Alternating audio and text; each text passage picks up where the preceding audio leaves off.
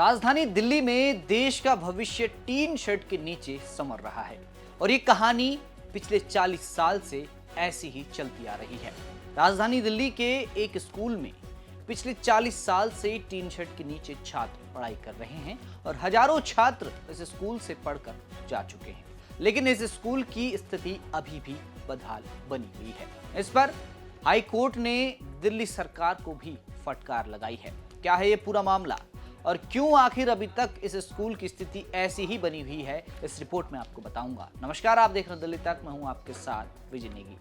उत्तरी पूर्वी दिल्ली का एक स्कूल जो पिछले 40 साल से टीन शेड के नीचे चल रहा है, यानी वहां बच्चे टीन शेड के नीचे पढ़ाई कर रहे हैं और इस पर छात्रों की दुर्दशा पर आवाज उठाने वाले गैर सरकारी संगठन सोशल जूरिस्ट के अधिवक्ता अशोक अग्रवाल ने एक याचिका कोर्ट में दायर की हुई है, जिस पर हाई कोर्ट ने सरकार से जवाब मांगा और सरकार ने जब हलफनामा दायर किया, सरकार ने ये कहा कि पिछले 2 साल में शैक्षणिक सत्र में स्कूल का रिजल्ट काफी अच्छा रहा है। तो दिल्ली हाई कोर्ट ने तुरंत दिल्ली सरकार को फटकार लगाई और कहा कि आप अपनी नाकामी को छिपाने के लिए कामयाबी का गुणगान नहीं कर सकते।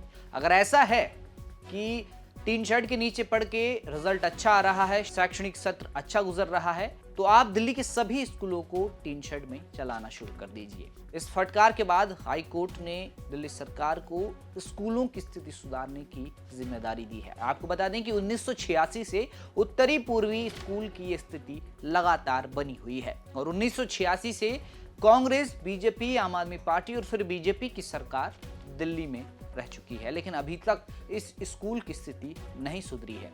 इसमें हाईकोर्ट की बेंच ने कहा कि यदि अगर ऐसा है कि छात्र शैक्षणिक सत्र में अच्छा प्रदर्शन कर रहे हैं और जिन स्कूलों में टीन शेड के नीचे पढ़ाई की जा रही है, तो आप दिल्ली के सभी स्कूलों को टीन शेड में बदल दीजिए। सरकार कितनी बेबाकी से अपनी खामी को कामयाबी में बदल रही है।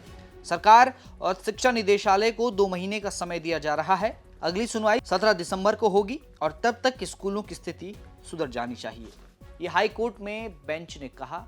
सरकार को अगले 2 महीने का वक्त दिया है, सरकार और शिक्षा निदेशालय को, कि अगले 2 महीने तक स्कूल की स्थिति को सुधारा जाए और एक जवाब मांगा है कि आखिर अभी तक इस स्कूल की स्थिति क्यों नहीं सुधर पाई है। इस पर 17 दिसंबर को अगली सुनवाई होनी है। आपको बता दें कि अशोकनगर का एक सरकारी स्कूल जो 2 पाली में चलता है, वहां पिछले सत्र में, यानी जो अभी सत्र बीता है, इसमें रिजल्ट काफी अच्छा रहा है। शैक्षणिक वर्ष 2023-24 में लड़कियों की पहली पाली में स्कूल में 10वीं कक्षा का उत्तीर्ण प्रतिशत 98.43% रहा और लड़कों की दूसरी पाली में 95.8% रहा। वहीं शैक्षणिक सत्र 2024-25 में भी नतीजे बहुत बेहतर रहे। ये आंकड़े शिक्षा निदेशालय ने दिए हैं और ये जब कोर्ट में सुनवाई हो रही थी तो उस दौरान सरकार की तरफ से पेश किया गया कि टीन शेड के नीचे चलने वाले स्कूलों का शैक्षणिक सत्र में रिजल्ट काफी अच्छा रहा है और उसके बाद हाई कोर्ट ने सरकार को आड़े हाथ लिया और 2 महीने का वक्त दिया कि स्कूलों की स्थिति को सुधारा जाए।